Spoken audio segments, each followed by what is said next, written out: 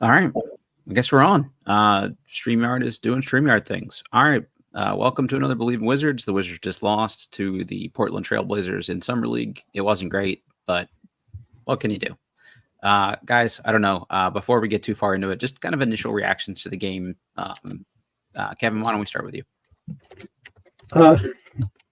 It was a very Summer League kind of game, just really rough, ragged, fast, and a lot of guys trying to make plays, not really quite getting there. You had your Sarr going over 15, just rough Summer League kind of game.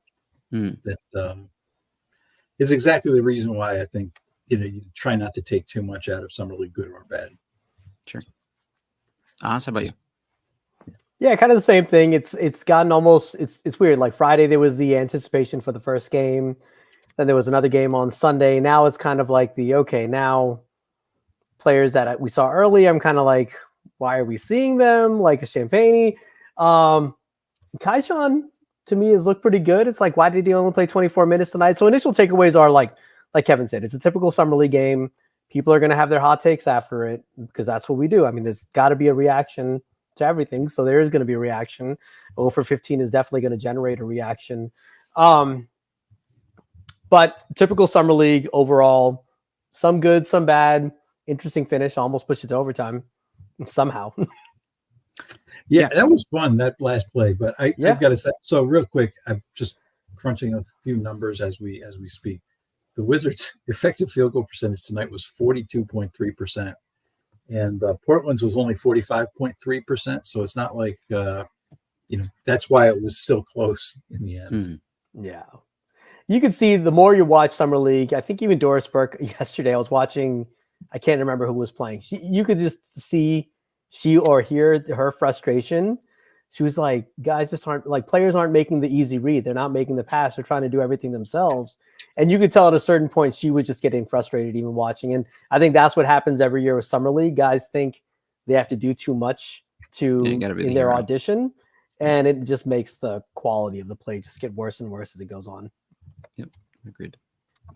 All right, before we get too far into this, we're brought to you by Stateside Vodka and their Surfside Hard Iced Teas, hard lemonades, hard whatevers. I'm going to need like 6 of them after this podcast. I wasn't smart enough to grab one before we started recording, so I'm going to send a few my way if you wouldn't mind. Yeah, I think we're all going to need them at this point just to get through. Honestly, surviving Wizards Twitter's reaction to the game is kind of even worse than the actual game itself. But that's okay. We'll get through it. We're also brought to you by BetOnline. It's your number one source for all your betting needs this season. MLB, golf, UFC, boxing, whatever you can think of. You can probably bet on Summer League too if you're a real degenerate. Get the latest odds, lines, news, scores, matchup reports, all you can think of. Head to the website today or use your mobile device to get on the action. BetOnline, where the game starts. All right. So just for anyone who didn't watch the game and is listening to this after the fact, Alex Sarr, 0 for 15 tonight, 0 for 7 from the three-point line. I think that's more concerning to me, was just how willing he was to settle. And I heard a lot of people talk about how they liked his shot selection. If you're 10 feet from the hoop and you're 7 feet tall, I don't want to see you back up 6 steps. I want to see you go forward 6 steps. He was 0 for 2 from the free throw line. Sometimes that stuff's going to happen. I'm not too worried about just the missing part. But he could have had 25 rebounds in this game if he was even remotely aggressive. He finished with 9. He had 3 assists. I think the passing has probably been the lone bright spot of his offensive game really so far this Summer League. He had 3 blocks, 1 steal. I thought he was mostly good defensively. A couple of those blocks, though, were he got blown by and he's long enough and quick enough to recover. So it seemed a little lazy. And you're not going to get away with that against burstier NBA guys. It kind of works against some Summer League level dudes. So just want to see him be a little bit more disciplined on the defensive end. But I think overall he was still mostly positive on that side. But just, guys, I just want to see him be more assertive and aggressive. And he just looked like cruise control. It was this is maybe xenophobic, so cut me a break here. It's been a long day, but it was a little too French for me. I just, I wanted to see just the USA, AAU, Donovan Clingan, that bum is not getting the better of me. If I'm 0 for 15, I'm going to die for every single ball. If there's a 50-50 rebound, I'm going to elbow you in your teeth to go get it. I don't care if it's Summer League. But he was just oh, wow, I would have had to strain to get that rebound. Whoops. Guess it's not going to happen. And that was kind of more the thing I had the problem with than the actual 0 for 15. Obviously, like that sucked, and I would prefer he be 15 for 15, but you can live with that if he had been like just like a madman everywhere else on the court, and he just looked kind of cruise control-y for me. So I don't know. It wasn't great. So overall for Summer League, he's 8 for 41 from the field, 19.5%, and 2 for 17 from three. And I think that's what speaks to kind of what you're saying. Of his 41 field goal attempts, 17 of them are three-pointers. I know there was a lot of this talk pre-draft about him wanting to be a 4. Seems like he wants to be a 2. Yeah, right. He thought he was Ray Allen tonight. And like I mentioned it after the last game. The results don't matter. The Summer League results really do not matter. It's the habits. Throw a parade if you don't win, though. Yeah, exactly. But but what's concerning me are the habits. The basketball habits for him in particular are not great. So on top of needing to develop him from a skill, strength, perspective, you also have to change his habits. So it's going to be a challenge. It's going to be a project, Yeah, I guess I look at it. So there's two ways. Obviously, over 15 is really bad. On the other hand, he did still just keep flinging them up. I would have liked to have seen better shot selection from him. I really hated that last 3, I think it was, where it was kind of that step back fadeaway thing. Yep. And especially, at that point, you're 0 for 14. Try to make it a good shot where you're really thinking through your mechanics, thinking about, point your feet at the basket, freeze the follow through, think about where your target is, not drifting and that kind of stuff. So that I think gets at Oz's habits comment. And I don't know. I don't really mind too much what I've seen from him. I think he probably will end up being okay and, pretty good. I think he's young. It's really hard to take Summer League too seriously. Although, it's just one of those things you kind of wish. I would just love to see the Wizards end up with a guy, and Bub Carrington is probably the closest we've seen of this. It's just somebody who's like, F it. I want to go in there and just bust people's ass. I don't care if I'm playing against a middle school team or if I'm playing against, the Boston Celtics with, just go at people and compete. And, Sarr doesn't really seem to be doing that. And, like I said, Carrington is kind of one of the only guys doing that of the, younger guys that you would hope to do it. Right. Yeah, I agree. You need like the Baltimore attitude to be instilled in Sarr somehow. And the only thing that would make me feel better about this, if it was like, look, John Wall is also out in Vegas. He took Sarr under his wing. He mentored him. They were at the lounge last night, way too late. Sarr's been clubbing. He's just like running on no sleep because he's been partying so hard in Vegas. That would make me feel a little bit better about sort of the lackadaisicalness of this, but that's okay. Well, it would make me feel slightly better in one way and worse in another way because I'm obviously kidding. On a few levels. One is you're 19, stay out of the clubs. Yeah. Number 2 is why is John Wall doing that? What is this payback? Trying to get a job, man. Yeah, you got to mentor him and what? I'll say that the results were bad. 30-something years old. Don't take a 19-year-old out of the club. Come on. You got to get him in the club. I obviously didn't do that. That's just a joke. Wall did not take Sarr anywhere. But it would be a more plausible excuse than he's just not that good, in my opinion. I think so. Somehow, the last game worried me more than this game. Not from an offensive perspective. At least he competed a bit defensively this game. The last game, I don't even think he tried defensively.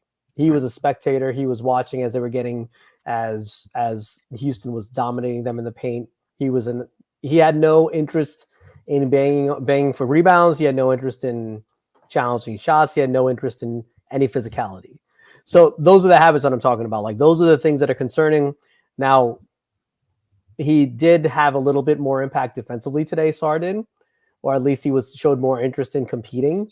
But offensively, he didn't. Offensively, he's still staying far away from the basket, and it's one of those things. It's like Matt, in the chat that we're in, I mentioned this in there, and I think we had asked the question, like, can you coach toughness? Can you get someone to go from this to being very tough? And I frankly don't know how many examples of that we've seen, but that's what we got to hope for. So that's it's just something that they're going to have to. I think you still finish with him in some, like, you let him play out summer league, let him kind of go through these lumps. But I think you found something that that definitely identified that you have to work on with him. You definitely have to, like, take him and say, look, do film work, say, we need a mentality change. We need you to focus on these things, work on the skills, work on the perimeter stuff, work on all that. But you really need to embrace more physicality in this league. And they can take this, they can use this as a teaching tool. Yeah. So before in the pre-show that wasn't on going over the YouTubes, we talked a little bit about, my PPA metric and your guess at what Sarr's score was going to be tonight. Do you remember what your suggestion was? My guess was negative 275. Negative 275. Wait, Matt, do you have a guess? We're doing the PPA guess. What do you think Sarr's PPA was tonight? Negative 500. So I would have been closer to Matt in my guess. Okay. Turns out it was only minus 170. Oh yeah, and he played pretty good. Okay. And so what saved him was how awful both teams were on offense for the entire game. I mean, we're talking the Wizards had an offensive rating of 92. That's 92 points per 100 possessions. Last season, the league average was about 114, 115, somewhere in there. Okay. And the Portland's offensive rating was 94.3. So these would have been by like the worst offensive games by any team last season. And so it looked like it. Like I said, saved. If this was in a real NBA game and he had done that, his score would have been lower because the competition bar is higher. Got it. Makes sense. Yeah. Ooh, okay. Yeah. I was hoping you would just be like, you know what? There's enough with the blocks and the rebounds that he's actually like a 12 or just. No, I have seen players do stuff like that, go like 4 for 16 and still have like over 100 PPA because they do so many other things well. That was not the case. I mean, Sarr, he did finish with 9 rebounds. He had 5 offensive boards. He had 3 blocks, a couple steals, or a steal and 3 blocks, excuse me. Also 3 turnovers and 5 fouls. So, he did a lot of stuff, much of it bad, but there was some good stuff mixed in. Okay. Yeah. I mean, we'll take with the good with the bad. Just in general, guys, like, I don't care about this all that much. Like we said, we'd rather him play better. It's just, I don't know, Jihadi and I talked about this. Like, you rarely see like rookie, especially centers, look really good in summer league. They don't often go 0 for 15. I saw a lot of people raving about Clingan. I didn't actually think there was that big of a difference between the two tonight, personally. I mean, how did you guys feel about that? I actually liked what I saw from Clingan. He looked better than I kind of expected, more agile than I expected him to, based on what I had seen before. So, okay. Yeah, he had 13 rebounds, 5 blocks. He competed. Offensively, he's not there. He's got a ways to go. But like, even I think it was one of the last plays of the game, in the last minute, Bub had him on a switch. He knew he was going to shoot a 3, and Clingan basically swallowed that shot up, kind of sent Bub to the floor. So I think defensively he was impressive. That's the thing. Can you make an impact?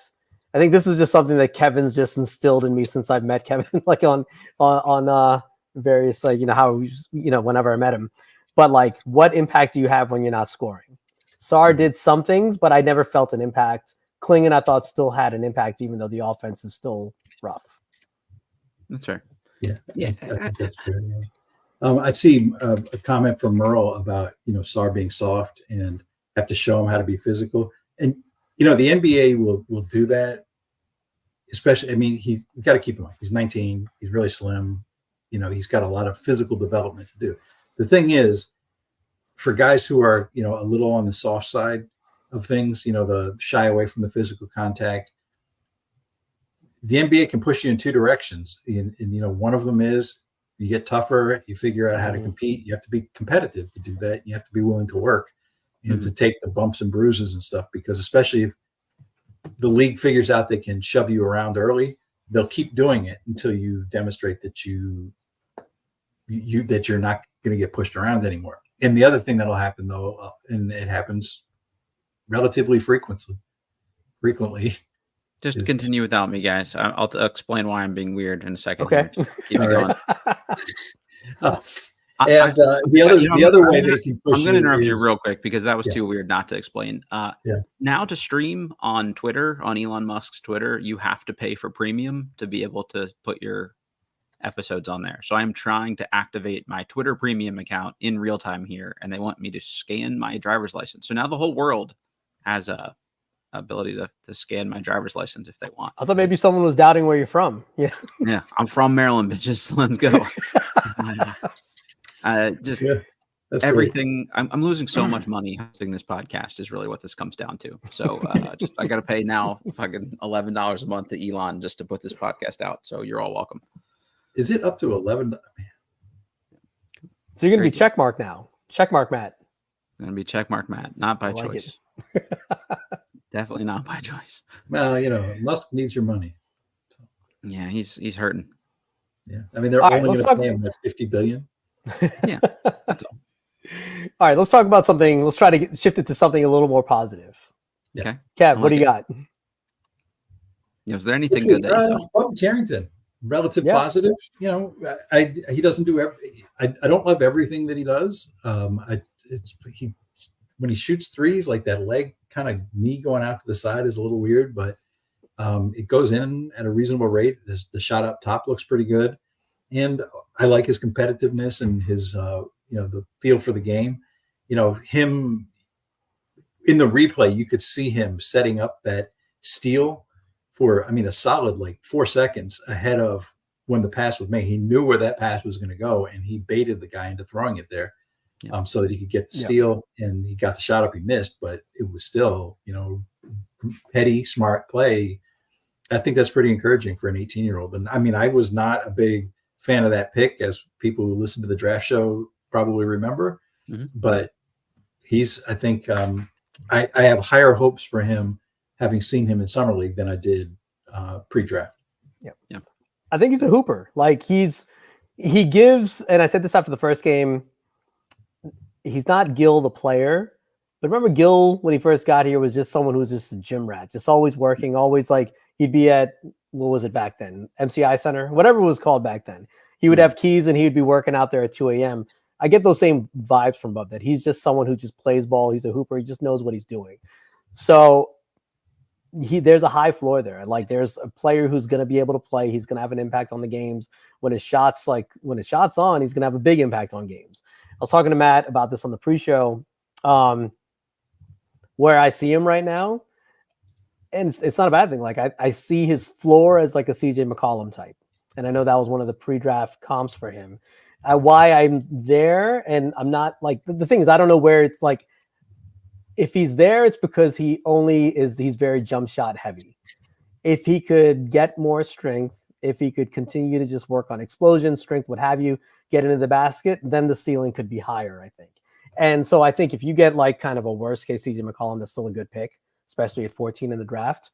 Sure. I think there's more there, and I think he's going to put in the work to possibly do more. He just has to be able to create some easier shots for himself. Everything can't be a tough jump shot or a jump shot, because there are going to be times where, look, you saw it today. He got hot in the third quarter. He went cold in the fourth quarter.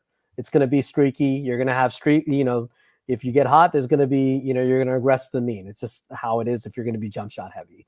So he's got to become a really elite shooter, or he's got to get better, stronger going to the hoop. I think he'll put in the work, and we'll just see if it happens. Yeah, what I see in him is more in that, I think, more at least right now, he, backup or a third guard, that kind of guy, more so than a true starter. Because part of it is he's not an explosive athlete. So we'll see. I like what I see from him though. So. Yeah, he's productive. He's productive. Yeah, I think he could be really good. Honestly, it's just I see starter. So I think that's. I wouldn't rule that out. I mean, I especially if don't he works on his body, his game and stuff. Yeah, absolutely. I don't see perennial all-star, but could he be a really good NBA player for a long time? Like I would be Yeah. shocked at this point if he's not. Yeah. But it's just a lot still has to be determined. The same way you can't overreact to Sarr negatively. This is why you can't overreact to the first really good game from Bub, and today the 6 for 19, he wasn't dissuaded by the slow shooting start, and he got really hot in that fourth quarter there. I loved seeing that. Like, I want dudes that are like, you know what, the lights are on, they're bright, I'm ready for it. Yeah. I'm not thrown off by this. Like, there's a little bit of swagger there. It's like the Deshaun Stevenson, my swag is crazy kind of vibe, a little bit of just like, you know what, F it, I'm going to put it back up. And to Sarr's credit, I kind of like that he didn't stop shooting either. I wish he'd have shot a little closer to the rim and not airballed a 5-foot floater, but beggars can't be choosers here, I guess, either. Just honestly, probably the brightest spot tonight was Taylor Funk, who I wish they had utilized a little bit better. In G League play last year for the Go-Go, he's like a real shooter, and I'm actually surprised when he misses. I thought Champagny was pretty good overall. I don't need to see 30 minutes of him at this point. It's weird to me that he's not one of the guys that they've shut down for a considerable length of time so far. John Butler didn't have like a good game on paper, but he still does stuff I like every time. I just kind of in the tank for him, and it might be. I've liked how he played the first 2 games. Yeah, I thought he's flashed. Yeah, tonight wasn't great, but he's still pretty mobile, and he like did a couple things where he got in front of guys. He's obviously got to get a lot stronger too, and that seems to be a recurring theme with this team. Everyone needs to get a lot stronger. Yep. Yeah, they're letting guys grow into their frames. If you get young guys, that comes with it. You need them to get stronger. That's goes with the territory. No, it comes with it. But and Matt and I were talking about this earlier too. I think in the pre-show. That's kind of why I think.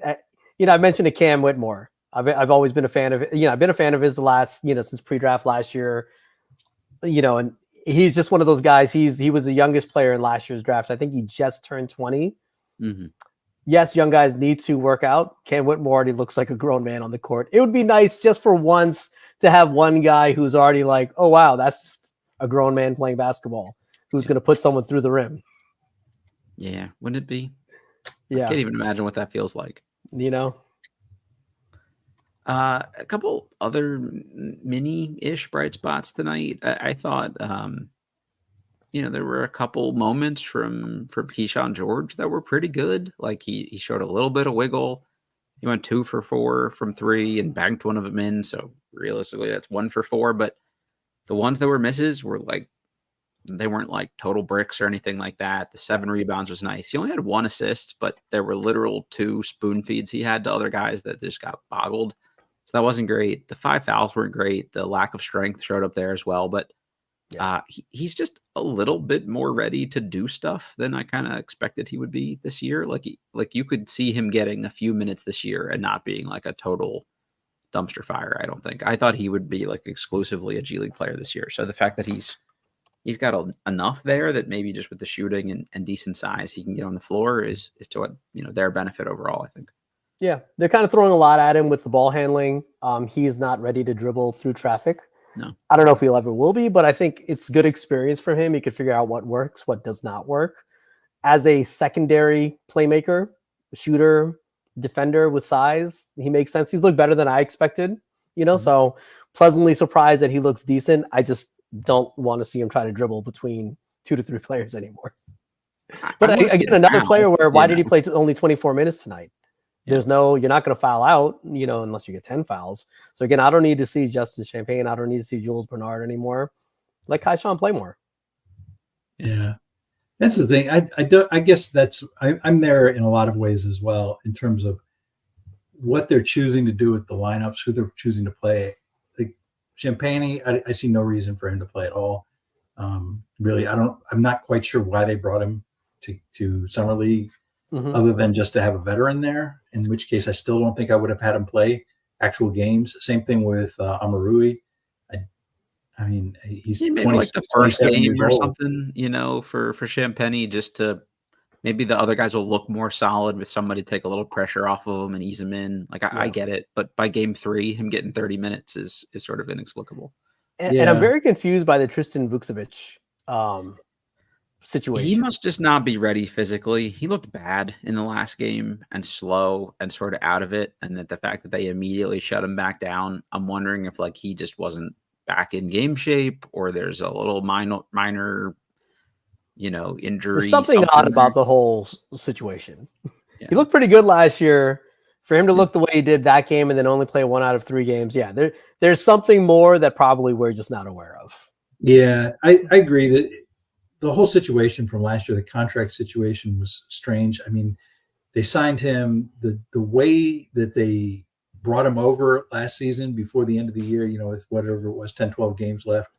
And then, started playing him. He was getting minutes and he looked okay, not spectacular, but he had moments where he looked pretty good. And then it seemed like kind of like almost like shenanigans that they were going to basically sign him to, at this point, this offseason, to a 3 or 4 year deal that would kind of lock him in until he's 25, 24 at a very low price that would, of course, make him wealthy, but low price by NBA standards. And then they turn him loose and sign him to a 2-way. And it's like, okay, what is this? When they released him, or declined his option and I guess became a free agent, I really expected him to just re-sign to a multi-year deal with the Wizards. And then he signs a 2-way. It was really confusing. Yeah, Keith Smith, who covers the league, a lot of cap stuff, expected that last year when he signed, that they would decline the option, sign a 3 to 4 year deal with team options, a typical second pick type contract. And there's just a lot of peculiarities, I think is the right way to say it, with that situation. I mean, let's just see where it goes. There's not enough information available to opine more than it's just weird. Yeah, I mean, if he looks like that way in the first 2 weeks of the season, I'm going to be really concerned. But until then, I'll just assume it was some weird shenanigans going on. There's some different speculation in the chat right now about different things that are or aren't going on with him. I'm not going to respond to those because I don't have any insight there. But it's just, it would be nice to see him. It would be nice to see him play well. I think both he and Sarr would make each other's lives easier if they were both in it and ready to go. Sarr having to be basically the only real big on the roster is not ideal for him, obviously, at this point. It wouldn't have made some of his shots go in to have a big next to him, but the other stuff I think would have looked a little bit better. Just in general, though, the big, air quotes, who did play next to him tonight, Patrick Baldwin Jr., I was very underwhelmed by a third-year player performance from him in that setting. It's just, I tweeted out the Office Space, gif of, what would you say you do here? Because it's just, you're a 6'9" stretch big who doesn't ever make shots. That's really a tough sell to stick around beyond kind of your first contract in the league. And if they don't start to fall this year,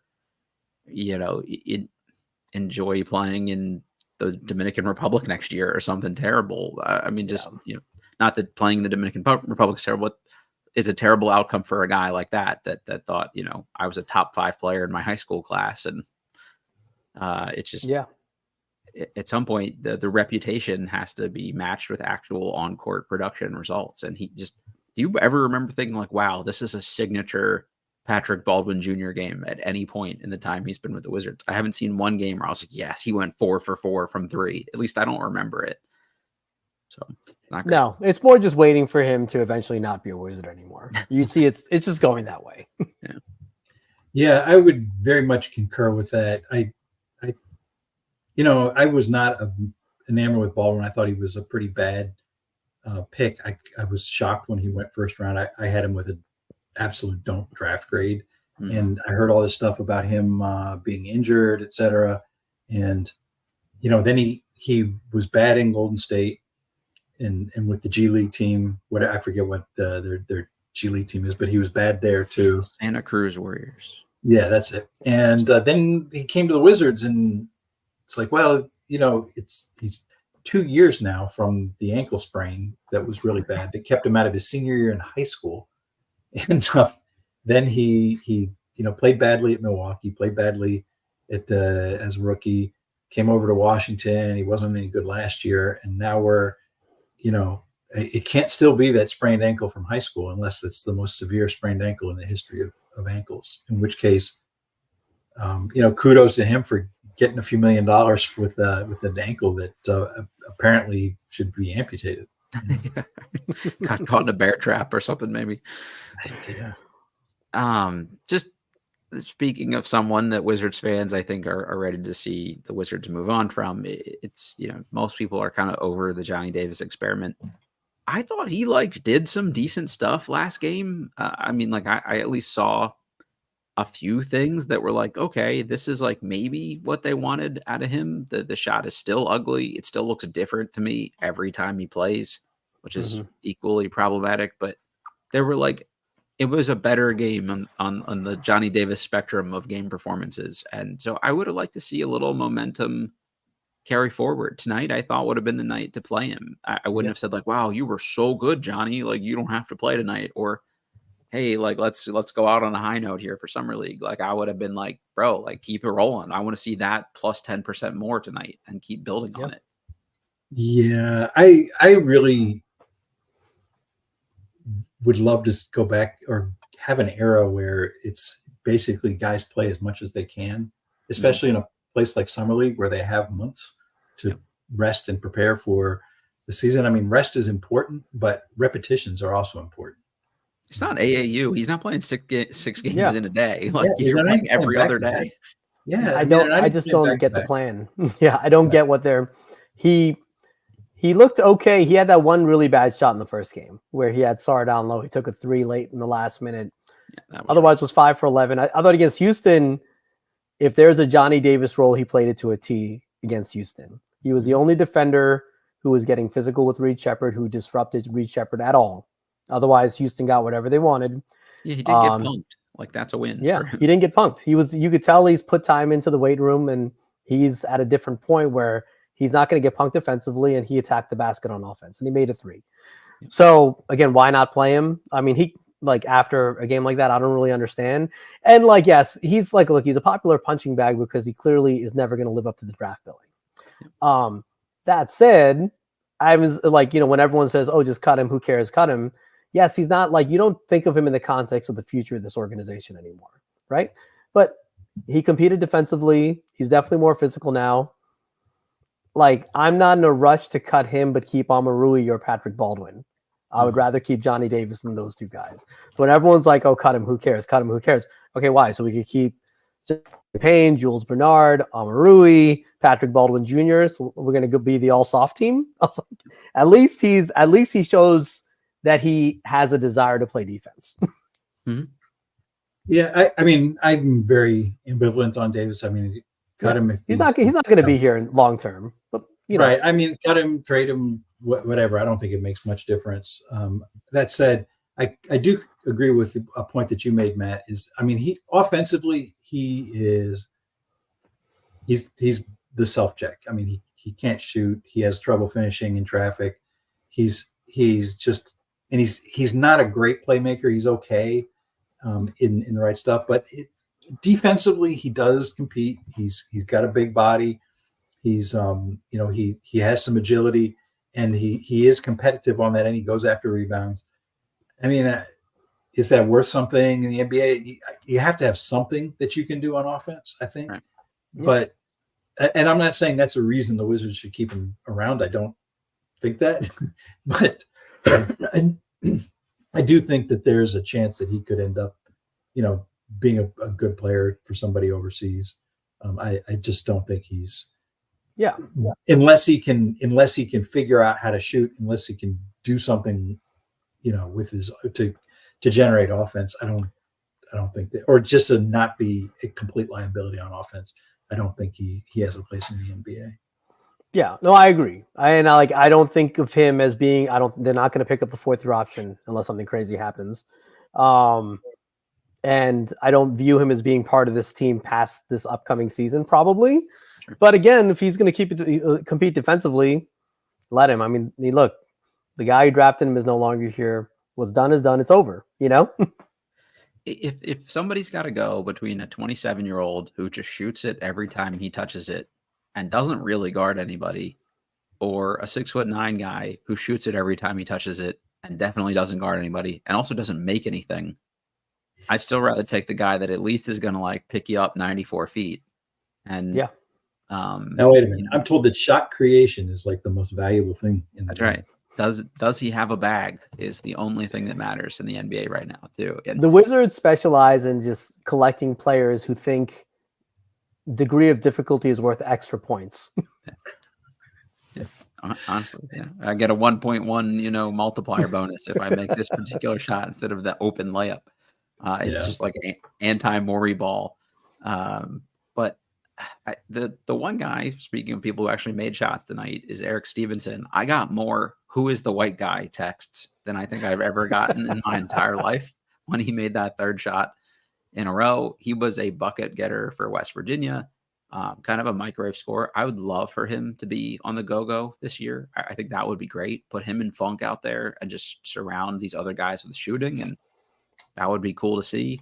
But he's probably not in your long-term future necessarily, but I would like to find out. So if a guy comes in and goes 3 for 3, how does he only play 4 minutes the whole game? Like, what the fuck is the point? What are we doing? They wanted to try to get Sarr a bucket. They had to put him back in to make sure. Yeah, we wanted to see if he would go beyond 0 for 12 at the time.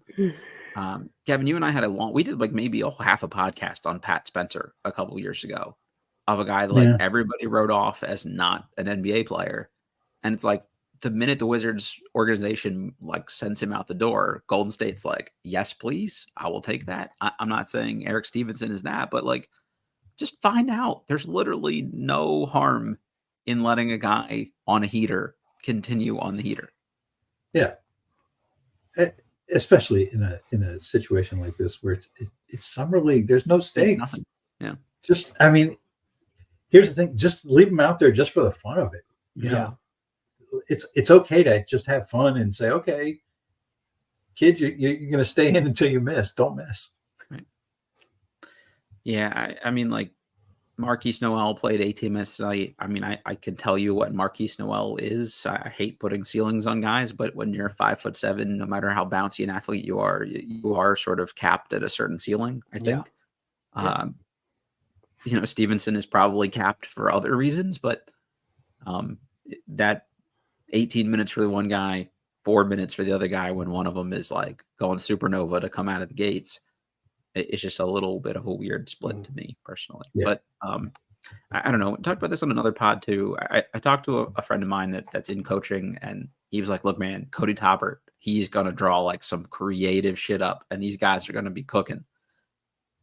I haven't really felt that so far. And it's summer league. How much can you actually install? Like, I'm not trying to like run him out of town or anything like that, but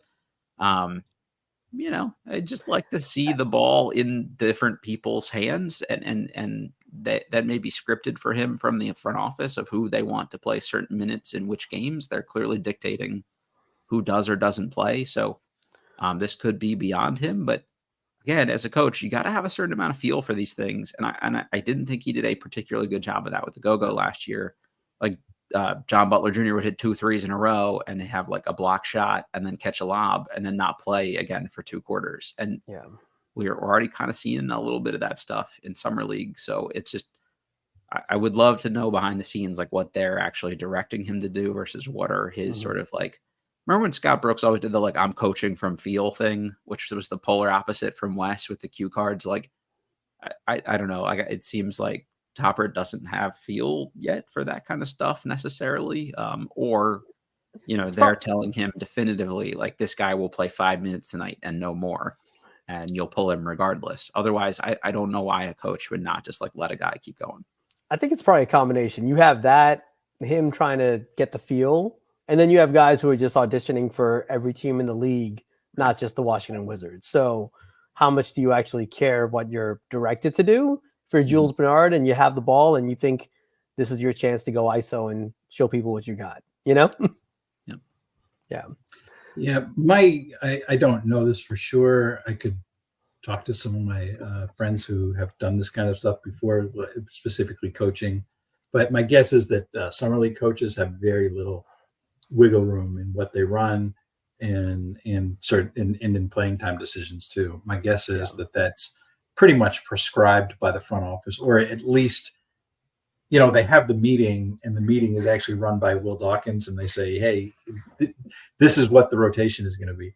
As for how to do it in the NBA, at the NBA level, I think like between Scott Brooks and Wes, there's a perfect middle ground somewhere there. There's a middle ground where, and I think that middle ground is that you have your rotation for basically the first 3 quarters, maybe even up until about 9 minutes left in the game, where you have that planned out. It's and you do that so that you can make sure the guys get their rest, that you're not overplaying anybody, you're not overtaxing anybody, and hopefully your best 6-7 guys will be ready to go for that last 8-9 minutes of the game, that home stretch of the game, to close it out and secure one of those 15 wins you're going to get, Sure. But and then you play the last 8 minutes or so by feel, who played well, who matched up well, who has it going tonight, and what do you need? What does the team need, and which set of guys supply that the best? I think that's kind of the way to do it. It never makes no sense, said in the chat, that Toppert said pre-Summer League that the front office would predetermine all the minutes for Summer League. Again, I still think they give coaches a little bit of wiggle room there. I can't imagine it was, you will play exactly 4 minutes and 42 seconds and no more, no less. And for them, I would think that's an audible. If a guy came in and is just like, he looks like older Reed Shepherd all of a sudden, I would want to like pull that thread a little bit longer if it were me. Yeah.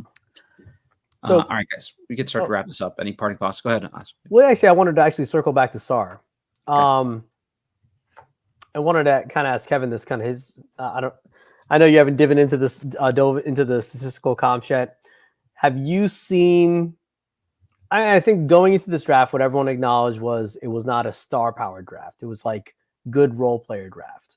But he was also the second pick. A lot of raw. What do you see so far potential-wise? What do you see his upside can be? And of the 3 guys, really, I would just focus on the top 2. If you had to guess, who do you think has a higher ceiling? Oh, I would suspect Sarr still has the highest ceiling of anybody to pick. So nothing you've seen has like alarmed you to that extent. Well, I would say over 15 is pretty alarming. 8 for 41 is pretty alarming. And I think that some concern is warranted because Summer League is not, it's not a linear prediction, but there is predictability out of Summer League for how good a guy's rookie year is going to be. And then the rookie year is generally pretty predictive of how the guy's career goes. So I would say there is some concern. That said, I wouldn't, based on what do we have, 90 minutes of Summer League so far from him, or maybe not even that much, like revise the evaluation that I had him up in pre-draft. He in the Australian League, he played pretty well down there. And that's a legitimate professional league. I mean, it's grown men competing for money. And he did fine there. And it's also that Australian league is a physical, it's a rough physical league. And so the concerns about him being soft or shying from contact, that kind of stuff, he was still productive in a league where I would imagine number one, it's a physical league, but number 2, they probably were more physical with him because he had athletic advantages on him. Right. So I think there's probably a lot of hitting and clutching and grabbing and that kind of stuff going on. I mean, I haven't watched 500 minutes or 200 minutes or anything of him playing down there, but I'm just saying, based on my experience watching athletic guys go up against, what do they call them? Like the milk drivers, the milk truck drivers, the coal miners, those guys, what they're going to do is they're going to hit him with forearms. They're going to hit him with hips. They're going to grab him. They're going to pull his jersey. They're going to try to knock him down and out tough him. So, okay. So nothing really to alarm you, but it's more, is it fair to say that what we should expect is that it's going to take longer? I wouldn't Then even maybe- say that maybe we necessarily, could have- because I would say it's going to depend on how he reacts to this experience and Yeah. how he comes into.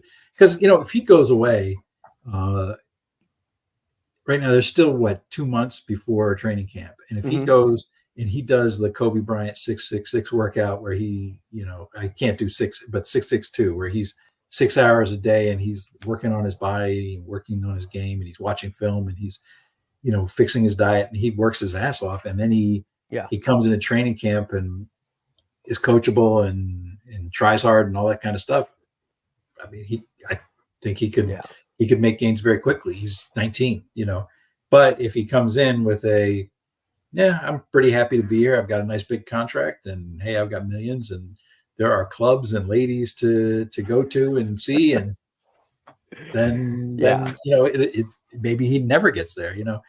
I don't know what kind of guy he is, and I don't know what his work ethic is, but that is the critical factor with all of these guys. Every guy who's drafted is how much they're going to work. Purely anecdotal, but I talked to someone that was at Wake Forest while Olivier Sarr was there, and he said Olivier worked hard as shit. So I think there's a reasonable hope that that's a familial trait, and Sarr is going to do the same thing along those same lines. Like, he played in the OTE, where it was a glorified high school pickup league, and he didn't have to try that hard, and he wasn't crazy productive. So there's at least a reasonable amount of coasting that probably went on there. Mhm. And this year he came off the bench. He wasn't expected to do that much.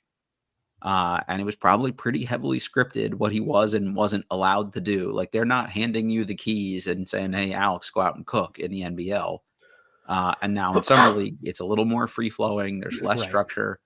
Like, especially for bigs, I think a young big may actually benefit from a very set, you will do this. This is what this guy will do. It's a little more, regimented for him. So if he came out and the first month of the season looks 35% better than this just by being around NBA players in an NBA context, even without making tweaks to his game, I wouldn't be shocked by that at all. And we saw him obliterate the guys from the G League Ignite team, before last year's NBL season. But he also didn't look that good in their the NBL Blitz that they played in whatever other part of Australia. So it's it's gonna be a mixed bag, and people are like, I'm shocked by how raw his offensive game was. It's because you watched a 45-second highlight tape of him and made up your entire mind. But the guy averaged 8 points a game or whatever in a grown man's league for a reason. It's not, he wasn't putting up highlight after highlight after highlight. There was a lot of bad shit, and this is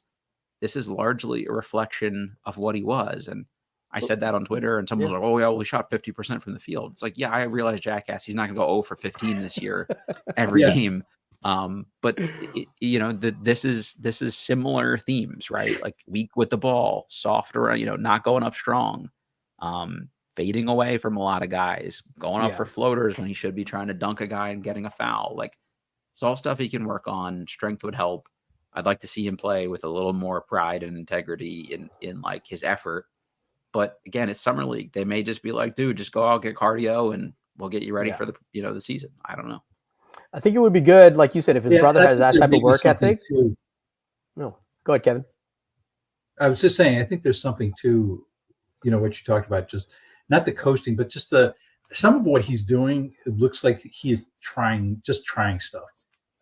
He's done some crossover, the sidestep three that he hit in the first game, off the dribble sidestep three. Those are things that he likely wasn't given a lot of permission and leeway to do previously. And it's the kind of thing that 19-year-olds will do in the gym, and now he can get out there and try that.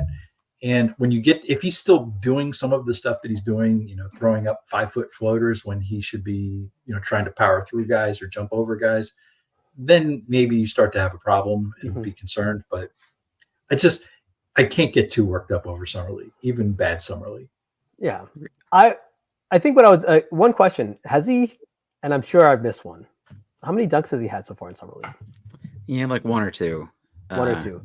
So that's kind of when, so I was sitting with my family watching the game, and my son, who's in high school, was he's he was being the voice of reason. He was and I wasn't going crazy, but I was like, if you're 7 foot if you're 0 for 10 at some point, get your ass in the paint, go dunk, pull the rim, like hang on the rim, just show your frustration, just get mad and dunk the goddamn ball, you know?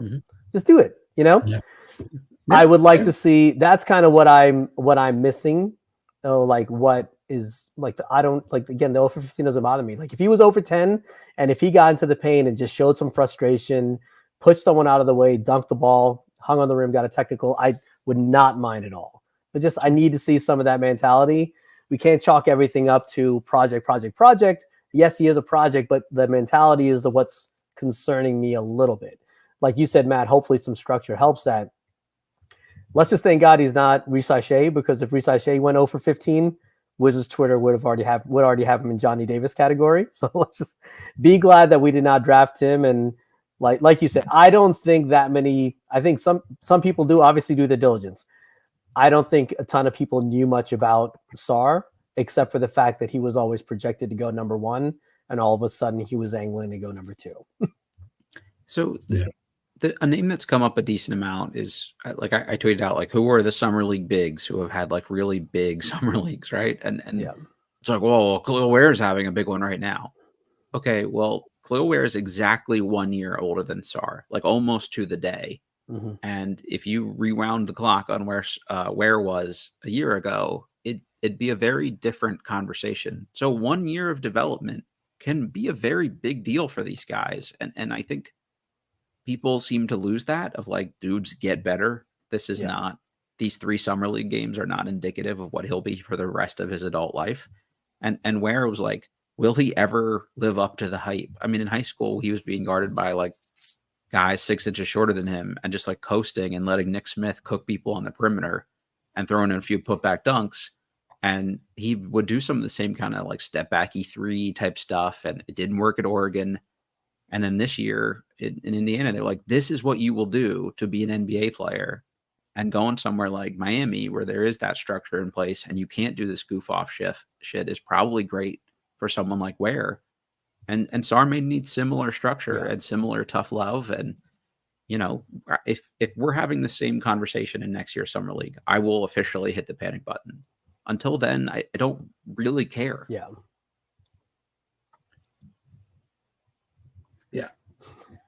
Comment of the night, by the way. I think this is IR. I want to circle back to Sarr. Every Trailblazer tonight. Yeah, that was pretty good. That's mean. Yeah. Funny. Hey, at least, Bub looks good. Okay, so you know, we'll take Bub. We'll take it. It's nice to see one Wizards pick immediately flash. Right, just somebody. Not just perfect, but he's flashing. You know. If they all look bad, we'd be having like an actual collective meltdown of like, we just can't have nice things. We need a new front office. Bring Tommy Shepard back. What's Ernie doing? You know, like, I don't know. And look, you know, Kevin didn't mention Reed Shepard today. It's also nice. You know, we haven't gone into the 2024 NBA redraft yet. You know, mock redrafts. Let's do the redraft after summer league. Yeah. I've been restraining myself here, but. Now, I mean, in fairness, I would have to say I did have Sarr rated a slot ahead of Shepard. Their scores were almost the same. And I thought before the draft that Sarr was going to be the best player in this draft. And, you know, obviously he's not had the best summer league, but he still very likely could be the best. According to Twitter, you have to throw your whole draft model in the trash now and start over, Kevin. Sorry, you were totally wrong. It's funny because I'm actually there are changes. There are changes. Some tinkers. Changes because to try to improve. Because so as long as we're talking about draft, just real quick, Yoda. The original design of Yoda was basically to see This is Kevin's draft model for anyone not familiar. Yeah. Yoda draft analyzer was what I called it. I was making this while I was posting about it on Real GM, sort of live tweeting almost the work that I was doing on it. And I kept calling it Yoda draft analyzer. Somebody called it Yoda, shortened it to Yoda, and that stuck. And I was like, I can't name it anything else because it's kind of a fun name. So anyway, the exercise was, can I use publicly available stats to basically beat the draft? Beat the teams, and the answer is not really. I can get reasonably close. I can learn a lot from the stats and then can draw some really meaningful conclusions. And often the approach does better than, some of the guesswork that goes into it. Some of the objective approach helps in terms of, the way that we can talk ourselves into things that we want to believe. And so I have some ideas. And when I say they're ideas I've been toying with, and then someone sent me some of what Kevin Pelton has written and what some of the aspects that Pelton includes in his model. And those were things that I was thinking about adding, but I felt like I didn't want to because I wanted to keep it like statistically pure and stuff. But I think I can actually make better predictions about who's going to be good by incorporating some of these factors. And some of that is incorporating the opinions of scouts in that. And there are ways that I can do it. Pelton does it by basically using the ESPN top 100 where a guy ranks in that. So that's using the experts from ESPN and the list that they put together. I don't think that I would use that, but there are other tools out there that I could use that could get me pretty close. So those are some things that I'll probably throw in, and I'll start by trying to retrodict drafts. And it's a good time to do it. We're gonna have to do more lottery picks coming up, I think so. Yeah, I mean, here's the bright side. Where they're going to be picking. It should be relatively obvious who they're picking. Like, in this draft, Sarr was the obvious pick in that spot. I could have seen them picking Shepard instead, but those were really the only options. And for where they are, I mean, if you're going to make a bet on, a 19-year-old, you might as well make it a 7'1" guy. A tall one. Yeah. Just total aside here. Everybody talks about next year's draft. I think I mentioned it a couple episodes ago. The under 17 team for Team USA looked incredible. I think we got 2 really good drafts in a row coming up here. So I know everyone was bummed, like, oh, we get a top 2 pick in a weak draft, but and we didn't tank in the Wembanyama year. But I don't think the timing is the worst here because they're still going to be bad for each of the next 2 drafts. There's just this team is so far away, despite how excited people want to get every year. So this is actually not the worst time to have, 2 bad years coming up. And there are guys that are going to be like in the 26th draft. If you don't get Cameron Boozer or AJ DeBonsa, like the next couple guys down, I think are still going to be crazy good. So I feel really good about this. Yeah. I see Jimmy go outside, says, can't give the Knicks that pick. I don't think there's no worry, man. Yeah. Sorry.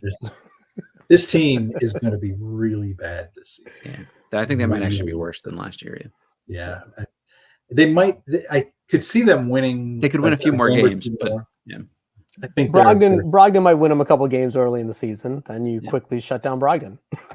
Poole being better for the length of the year could help. You got to manage. Yeah, you got to manage a lot of these guys this season. More center production, probably helps. Yeah. But although Thanasis was apparently giving Jonas the work today. Yeah. I think that there will be some. What they've done is they've signed some trade exceptions, and that's what they've done. There's some guys who will be finishing the season elsewhere. I would strongly suspect. At the same time, I think that they want to keep some.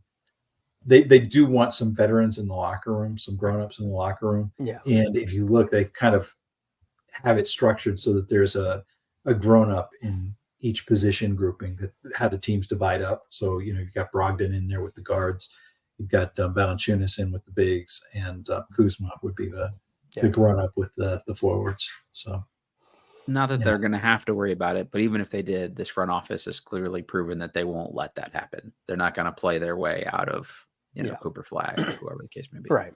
No, where they are, they need to maximize the ping pong balls, and they need talent, because even their good players are so. They need talent, and shout out Will Clayton. He said this a few days ago. They need a weight room. Next time when you fly out the court, fly out the weight room also. Yep. Yeah, just give them shake weights, all of them. If you're still with us watching this live at almost midnight on the East Coast, please click that little like button for us on YouTube. And thank you for powering through the technical difficulties I had because Elon is a cheap fuck. And I will try to get this up on Twitter after the fact here once my Twitter blue goes through. But until then, thanks for everybody tuning in directly on YouTube here. I don't know, guys, we'll do parting shots and just get out of here. Oz, anything you want to leave us with before we close out? I don't have too much. I was like, let's just see Bub finish the summer league strong, Yep. So they do technically have 2 games left. There's only one more definitively scheduled game right now. That's on Thursday against the Kings. And then the 5th game is TBD, kind of based on the results, whether it's meaningful for, a summer league championship or not. So we will get to see played our way out of the summer league championship game. I think that seems like a pretty safe bet at this point in time. So, shocking. Yeah.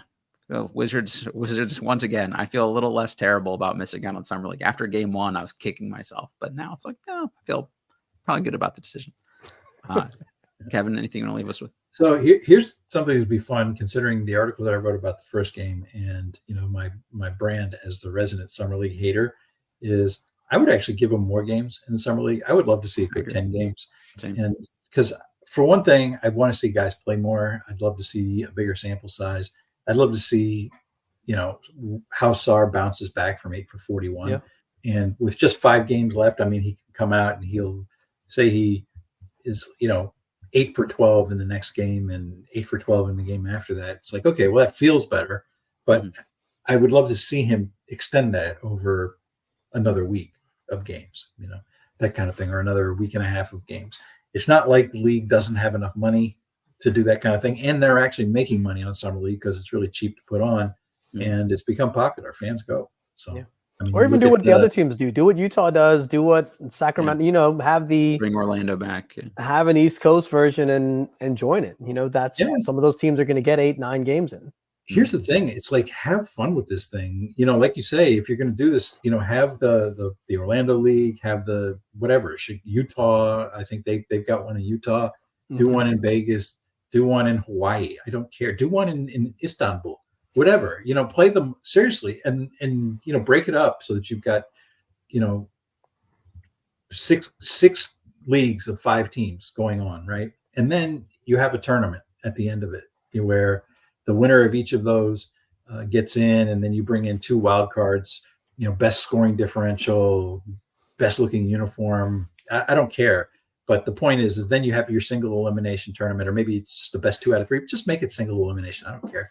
But the point is, make it an event, have fun with it, and try some stuff out that you maybe want to try. Do some Elam endings. Just do something to entertain us. Because I like that. I was watching highlights of a game with my son. He likes to go on YouTube and pull them up and watch. And it's funny watching summer league when it's just highlights because all the shots go in, right? And they're really good. Yeah. But what's also funny about it is that if you are watch with like a discerning eye, you see the garbage play as well, because you'll see like that breakaway dunk is almost always preceded by the most stupid pass you could imagine, or the guy who tries to dribble behind his back and between his legs and fumbles it off of his knee. And, the ball just bounces directly to the guy who then trips and falls down, but manages to flip the ball ahead to a teammate for a dunk, that kind of stuff. It's entertaining to kind of look at it and be like, there's actually a lot of really bad plays in here, even as we're watching the highlights. Yeah. So anyway, again, I'm the hater of summer league, and I think we should have more of it. I think we should have a tournament at the end of this, and I really seriously go international, play games wherever, play them in Hawaii, play them on the deck of an aircraft carrier, play them, not in like the Red Sea or anything, but someplace safe. Yeah, the Mexico City Summer League coming up next. Hey, yeah, that would be fun. I mean, I would go to that. I would go to a Barcelona Summer League and do some regional pods as like the seeding round, and then you could have your final playoff tournament be in Vegas, and that's still the big thing for everybody to get together and have their convention. And I like that. And I even like the idea of like bring in teams from leagues that are overseas. Mhm. Just, like I say, mix it up, make it fun, make it a marketing event. And, you never know. You might get just these weird stars like Kennedy Chandler. Give him 10 games. Maybe he ends up being a star. I got a lot of Kennedy Chandler stock, so I need that to pay off. Noel's comment is cracking me up right now. Too much There's vodka happening now. no vodka happening at all. Yeah, that's the problem. Much to my chagrin. Let's go fix that. On that note, if you're still watching, click that little like button for us. Guys, appreciate your time. Let's touch base here again after the last 2 summer league games and see how we feel. Hopefully there's a bounce back game and everybody can just chill the F out. And you should take that with a grain of salt because I'm never the chill the F out guy. So if I'm saying it, really take that one to heart. But also, who am I to talk? So anyway, fellas, thanks. We'll see the bounce back game. Hopefully, go Wizards, yada, yada, yada, vodka time.